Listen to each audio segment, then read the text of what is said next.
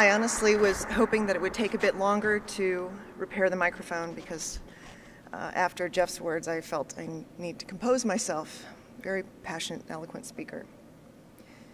The 2010 legislative session represents an opportunity for me to run a resolution urging President Obama and Congress to overturn Don't Ask, Don't Tell.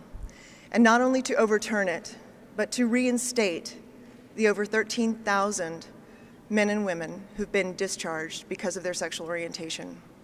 To put that in context, at its heyday, at its peak capacity, Hill Air Force Base had 6,000 servicemen and women.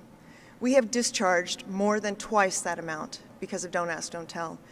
It was intended to be a policy where if everyone was quiet and no one was aggressive, no one harassed, no one would be discharged. And unfortunately, it's not become that. It is unethical to place servicemen and women in harm's way, ask them to risk their lives, and spend their careers fighting for rights and freedom abroad, only to deny those rights and freedom at home. Approximately 2 service members are lost to this misguided, unjust, and flat-out discriminatory policy every day.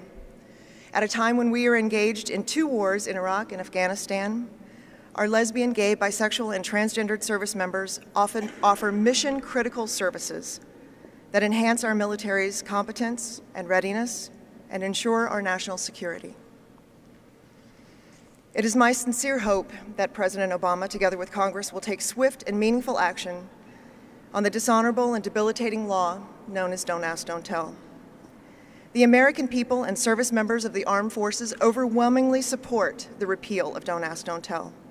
According to a National Gallup poll conducted in May 2009, 69% of Americans, including 58% of Republicans, favor allowing openly gay men and women to serve. Furthermore, a 2006 poll of 545 troops who serve in Iraq and Afghanistan by Zogby International and the Michael D. Palm Center at the University of California, Santa Barbara revealed that 73% are personally comfortable with gay men and lesbian women. As the United States continues to work towards responsibly ending the war in Iraq and refocus on the threat from al-Qaeda in Afghanistan and Pakistan, our LGBT service members offer invaluable skills that enhance our country's ability to defend itself and fight for freedom abroad.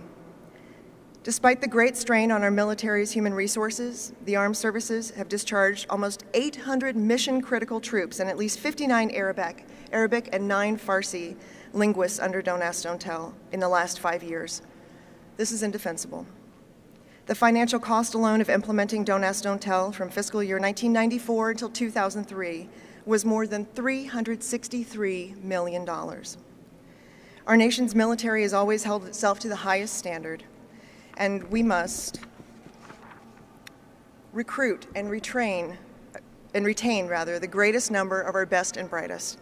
To do anything less only hurts our country's military readiness and our service members. We cannot afford to lose any more of our dedicated and talented service members to Don't Ask, Don't Tell. On a personal note,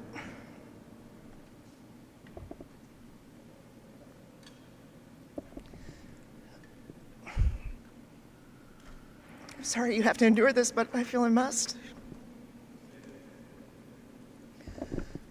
On a personal note, I lost a very close friend recently, a woman who hid her sexual orientation during her military career, a woman who so passionately served and loved every moment of her service, regardless of where she was deployed.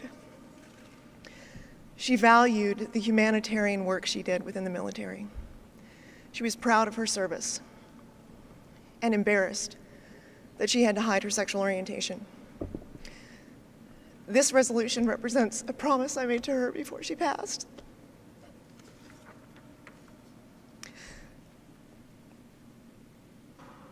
And though it's entirely possible that none of her family members will come and support this resolution, and it's possible that none of her colleagues will be able to come and stand in support, I'm very confident it's the right thing to do, and it's the right thing to do in her memory.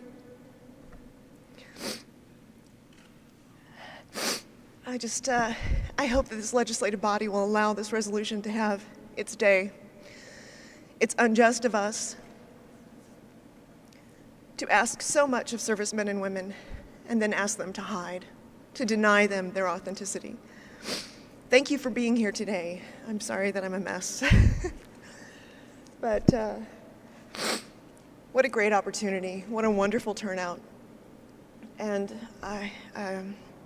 I'm just humbled to be able to be part of this, and humbled to hopefully be able to be part of creating the change that allows our servicemen and women to live authentic, open, and free lives. Thank you.